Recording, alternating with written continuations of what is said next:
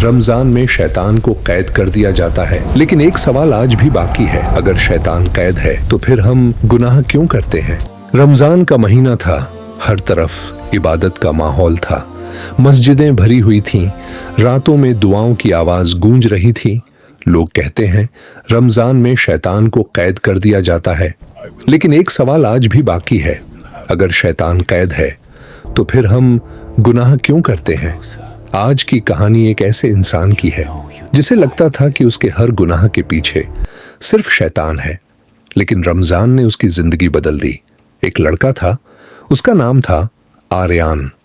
वो बुरा इंसान नहीं था, दिल से अच्छा था, लेकिन उसकी एक कमजोरी थी, मोबाइल, सोशल मीडिया, गलत वीडियो, गलत बातें। वो नमाज भी पढ़ता था, लेकिन गुनाह भी करता था। हर बार गुनाह के बाद वो कहता, या अल्लाह मुझे माफ कर दे, ये सब शैतान मुझसे करवा देता है। रमजान शुरू हुआ, पहले दिन उसने रोजा रखा, तरावीह पढ़ी, कुरान की तिलावत की, उसका दिल सुकून में था।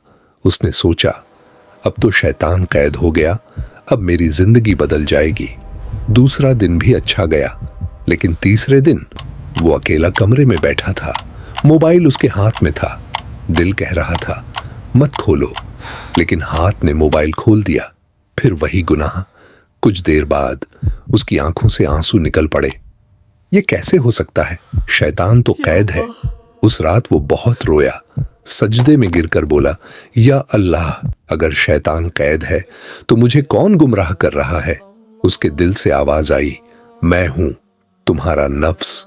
आर्यान डर गया। उस रात उसने एक अजीब ख्वाब देखा। एक अंधेरी जगह, दूर एक शैतान जंजीरों में जकड़ा हुआ था। आर्यान गुस्से में बोला, तू ही मुझे गुमराह करता था। शैतान हंस पड़ा और बोला, रमजान में मैं कैद हूं, लेकिन तुम्हारा नफ्स आजाद है।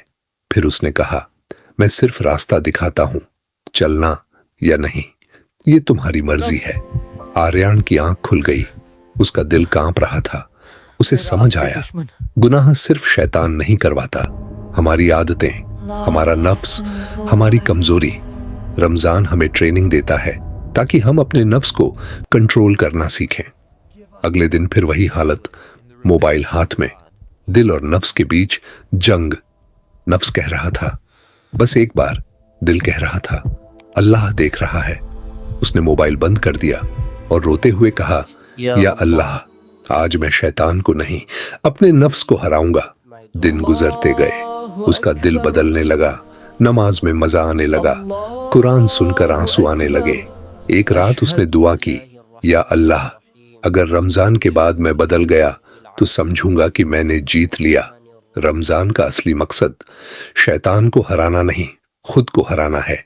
अगर रमजान के बाद भी हम बदल गए तो समझ लो हम जीत गए, लेकिन अगर हम वही रहे तो शैतान रमजान खत्म होने का इंतजार कर रहा है। रमजान में शैतान कैद होता है, लेकिन नफ्स को कैद करना सिर्फ तुम्हारे हाथ में है।